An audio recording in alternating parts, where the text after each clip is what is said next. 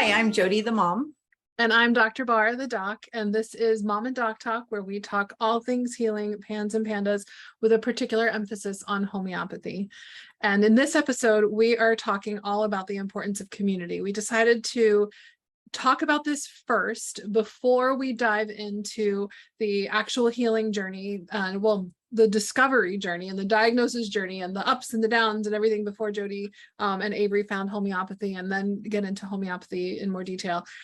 We decided to talk here first because if it weren't for your community, Jody, you would probably still be on that journey trying to figure things out. It was community that helped you figure out what was going on. It was community that got you the resources to try all sorts of different things, and community that got you to homeopathy in the first place. And that's one reason why you've shared with me that you're so committed to staying in this community and doing the work for advocacy that you do through all of the work that we do together.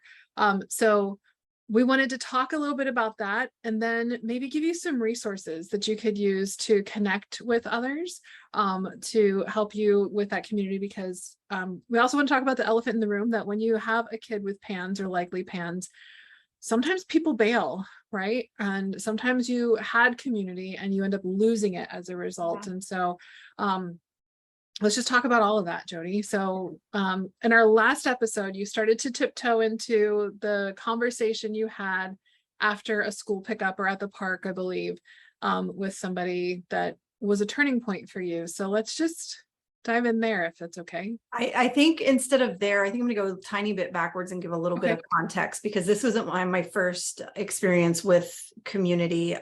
My younger daughter is very medically complex, she's got mast cell disease, but when in the very beginning, we were trying to figure out what was going on and doctors didn't know what was going on. And so I was fortunate enough to stumble into, number one, a mom telling me, hey, I'm seeing what you're posting and I think your kid might have what my kid has. Let me get you connected to some groups. And in these groups, I literally was pretty much able to essentially save my kid's life. I was able to figure out how to feed her, how to keep her safe, all of the things. So that was, and this is, this started 4 years before Avery's onset of PANS. And so I got my first taste of what it looked like for a group of moms to come together and help each other learn and to guide each other and give each other more resources. So I had that in my back pocket. I knew that world existed.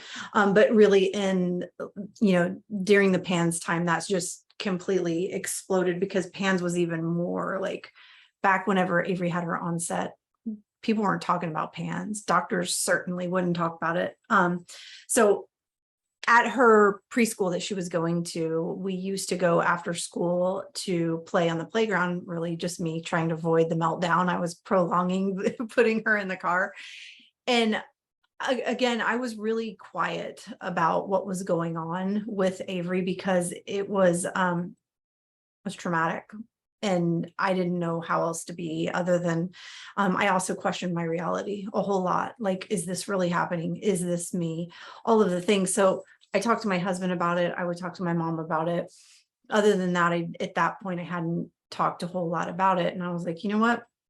These interactions that Avery was having with these classmates, mostly on the playground after school, were starting to affect how they were interacting with her, because they were almost coming to life because she was acting so strangely around them. So I was like, I'm going to tell the moms what's going on. And as I told them, the changes that had happened in Avery and the what we had been going through over the last several, weeks to months, however long it was at that time, one of the moms was like, holy cow, Jody. She's like, I recognize this. I know this is called pandas. And I was like, okay, whatever. She's like, no. She's like, my neighbor, the same thing happened to her son. And it sounds like the exact same thing, like normal kid. And I know Avery was normal. And now I see her having some interactions that are weird, a little bit off. And she's like, this could be the same thing. And she's like, all right, like, let me get you in contact with Tristan. And so this woman, Tristan, had an email that she had sent out to all of her friends and family about what had happened to her son. And I was reading the email, and I was sitting in my car. I'd gotten Avery in the car. She was freaking out, and I still had to read the email.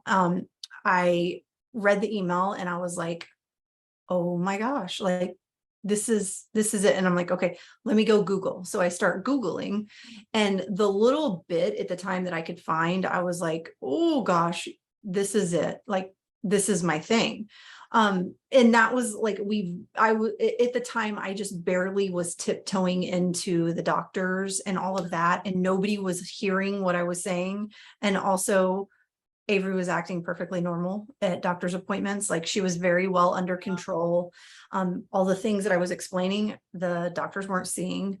So I'm like, oh, like, I know this is what's going on with my kid, but like, nobody will like meet me and even have a conversation with me. Yeah, I'm reminded of something that a member of our group said one time, that PANS is the ultimate gaslighter, where, I mean, you just said you were questioning your own reality, like what you were seeing wasn't happening in other places. And it's so hard to not question yourself. And like, is this just me? Am I crazy? Am I the problem? Is like, yeah. So it's, And grandma would come, and we would spend like 2 days totally fine. And it's like, wait a minute, like, the day before that was insanity. And she could just control it sometimes. In the beginning, she could control it more, until it became worse. But I had the information that I had from Tristan, and I'm like, this is it. I know this is it. Can't find anybody to help me. Nobody can, like, I wasn't getting anywhere. And I'm like, okay, there was all these mast cell communities out there that on Facebook that helped me with my little one.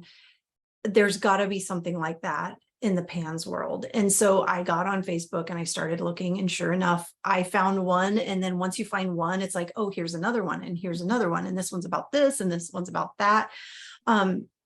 I found this community of moms that all had children. Back then, it was a big community. Now it's enormous, like enormous. These moms taught me everything. Like, all of the things that I learned about PANS, I learned in these groups. They validated what was happening in my world, which was like, it was frustrating that I didn't have doctors that were willing to help us. But the fact that they were experiencing the same thing that I was experiencing, and I was like, okay, I'm not crazy. These things really are happening. This thing can happen. It's happening to another kid. And then I just kind of went like into, again, more heavy research on what did all these families do. And so I think that's an amazing thing. I think it's really amazing, because I was able to start down the road of doing things treatment wise. right. And it was able to give you like a next step when one thing failed. Okay, Yes. Now what do we choose? Okay, then this didn't work. Now what do we try next? Yeah. And so those moms in those groups, like, they spent time with me, which is amazing, because we all have kids struggling, and they're spending time with me, teaching me and trying to help me get help for my child. And so that was kind of my launching point to, okay, what doctors do I need to go to? What treatments do I need? How do I manage this? I'm seeing this thing. What is this thing? Like, all of a sudden I had people before. I didn't have anybody. I didn't, even in my own home, I didn't have anybody to like really do it with me. Yeah. And they were doing this thing with me, and I could read about other kids, and things were going on. And so this advocacy and community are such, to me, are like such an enormous part of this. It is so important. It took me a really long time to be comfortable with telling Avery's story. Now I'm open book now, but like all of these moms that are just pouring into moms that are brand new to this or have not. I think one of the hardest things for me to see in these groups is we've been doing this for 10 years. We've been doing this for 15, 20 years, and we had no idea it was PANS. I feel like there's still so many families out there that don't yet know that what they're dealing with is PANS. Or adults for that matter, adults who've been labeled with a diagnosis like I was, that likely was actually PANS that started in childhood. And there's a reason that they're not responding well to medications that should be responding well, or there's a reason that like things are just a little bit different. And yeah. I could go on and on all day long. And I know I'm always constantly, encouraging folks to advocate, but Avery's onset to recovery was relatively short because I got lucky and there was a mom that advocated for her child, was trying to educate friends and family around them what was going on with their child. And because that mom told her story, I found out like 3 weeks in instead of 3 years, 10 years, whatever it might be. And so it's just the power of this community. I mean, we see it all the time. The power that this community has, the shifts that you and I have seen, like even like mainstream medical providers starting to acknowledge and recognize not only PANS and PANDAS, but homeopathy too. This community is so important, so very important, and telling our stories is so important. Because it made a huge difference for my family, and it will make a difference for many other families down the road the more that we tell our kiddos stories. Yeah. I think that we need to talk a little bit about, like, for you too, as a human and as a mom and as a wife, and that the way that community actually helped you, because we spend so much time as mothers and parents worrying about our kids, and we always come second, third, fourth, whatever. We come last, right?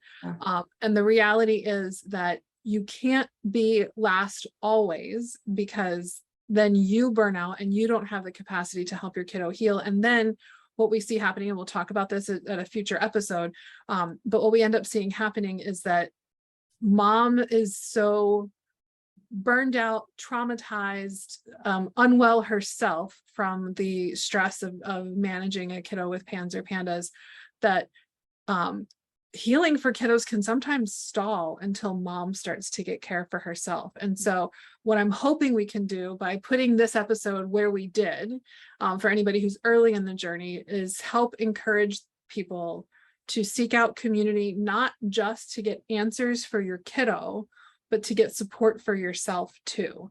And hoping to prevent some of that, need for follow-on care for mom, or to get mom, and dad to a place where they're ready and able to do it sooner, to take care of themselves so that they have the capacity to keep going. Because getting recovery from PANS is not a sprint, it is a marathon. I always compare it to hiking a mountain. There's a lot of ups and downs. So even while you're making progress toward that peak of getting to the top, you're gonna have dips where things feel like you're going downhill, but you're still making progress toward the top. And there's twists and turns and all sorts of things. And sometimes the dips are small and sometimes they're quite substantial. But progress is still happening toward that ultimate goal of healing. And I'm getting a little bit off topic here, but I think it's important that we talk about the community to help you as a person. So can you chat a little bit about the impacts of community for you as a human? I think that like the most important thing was the validating, because I thought I literally thought I was losing my mind. I also, at the same time all of this is happening, I kind of went inwards. The people in my world at the time couldn't understand. And also I was like that. I was, taking care of my mast cell kiddo and pandas, and that was my life. There was like nothing else. Even when I was around other people, I didn't really have anything else, because it literally, like, Pan swallowed me whole as a human. Yeah. There was nothing, like absolutely nothing left of me. I lived, eat, breathe everything, either researching or managing what was going on in my house. So to have other moms come alongside of me, and especially, as I went inward and I was kind of losing the people around me, and some of those people were disappearing because it was all just too weird. Finding a different kind of community was so important to my own health. Mhm. And even going through all of the, like, let's do this treatment, how did that work for your kid? That didn't work for my kid. Let's try another, like, all the ups and downs of just going through it. If I would have had to do that alone, it would have been so much harder. Mhm. And I have to say this really quickly, because I know we don't just have Pans and Pandas parents listening. We have extended family members listening too. If you have someone that's asked you to listen to this podcast as an opportunity to learn about what's going on in their family, it's so hard to believe the things that you don't see, the things, these Avery could control it. My family around us didn't really see much of anything that was going on. It was hard to believe. I want to be the person to say, this is a real thing. The things that they're telling you are absolutely happening. And it's just the most horrific thing that can happen to a child and a family, trying to navigate all of this. And really, if you have a loved one that is going through this, they just need your support. You don't have to understand it. You don't have to, like, know all the details and everything. They just need your support. And I didn't ask for support. I didn't know how to ask for support. I got really lucky. I had a really supportive mom that was, did as much as she possibly could to help me out. But I didn't have anybody come in so I could sleep whenever I would be awake most of the night. Sometimes I didn't have anybody drop a meal off. So I didn't have to cook dinner for my husband and I, all of those things that I was in such a state of trauma and shock the whole way through. I didn't know how to ask for help or support. But these communities, these moms with these children became my help and my support. So it was, I mean, vital. Every step that I took towards healing Avery, I took it because these other moms led me. Yeah. And taught me as I went. So I'm get teary-eyed talking about, like, the other moms that walked this path before me and showed me the way. And I'm pretty sure I'll probably be trying to shine the light and lead the way for all eternity, because it's that important, that we help each other through this, because we're still, even though I see doctors making little baby steps in the direction, it's still, we have, there's a whole lot of learning and education and advocacy that needs to happen. Yeah. I've had clients who've told me before that they wish their kid, if they had to have a sick kid, that they wish that their kid had cancer instead of PANS, because nobody would question, first and foremost, nobody would question what they had got. They would believe, and that there are a whole lot of systems set up to support parents of children with cancer, and the reverse is going on, that with having PANS, that there's a lot of people who don't believe, you can't see it.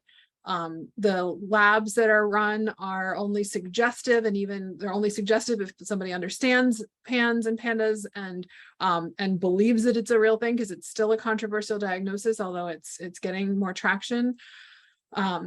So yeah, it's incredibly isolating, and that was heartbreaking to hear from a client that they almost wish that their kid had cancer instead of PANS. But yeah, they would have gotten casseroles and nights at a hotel and support, and a lot of people would have shown up instead of running away. Yeah, it's isolating. I was on an island, and then all of a sudden I had other moms on the island with me. And it was not an like, island you want to be on. But I gotta tell you, I mean, so Jody, I mean, you can speak to more to like other groups, because I'm only in the group that we run because I want to respect people's privacy. If they want to be able to go and say things about me in other groups and not have me see it, I respect that. What I see in our group is an outpouring of support and uplifting, and sort of what you were talking about. I mean, even to the point where people are wanting to, if they've got extra money, they want to help pay for people who don't have money, and like just really just an outpouring of support to like get the help and the education and the resources that people need. And I think that I don't know if it's true to the same extent in other groups from what I hear, but I know that it still exists, and especially in like local groups. So I would love if we I want to pause really quickly to just say, like, I'm actually legitimately daily basis inspired by the PANS and PANDAS community, because this amount of trauma somehow brings people so close and like can lift them up if they are in the right space, can lift them up, and then people continue to give back even when they have, like you, gotten out of the PANS club, right? You could leave it and you're still here. So obviously our group, the Homeopathy for PANS and PANDAS, is one group that you could go to get support. We do have a focus exclusively on homeopathy in that group, as is in the title. We do a lot of education around PANS and PANDAS in general, but conversation topics stay focused on homeopathy. So I know that there's not going to be the homeopathy is not going to be for everybody. Are there resources that you would recommend for people to connect with others while they're still in the early stages and working on finding that? Yeah, there's a lot of groups. I think one of the best, I think just going on Facebook and searching PANDAS. I think that the PANDAS parents group is I think one of the main hubs where we all kind of start, and then we branch out. There's lots of other groups, but I think it's really important to find local groups. That was one of the first things that I did, was find a couple of local groups when I was trying to figure out all the things and figure out where to take Avery and what to do. And just searching PANS or PANDAS and your city or your state or whatever it might be. And all you got to do is find one mom, and that's in Facebook on the groups already, and she'll connect you to everything. But it's those the Facebook groups are amazing. And of course, I also think that, our Facebook group, it's just a little bit different to me. It's just it's different on the support side, the hope side, the encouragement, the cheerleading,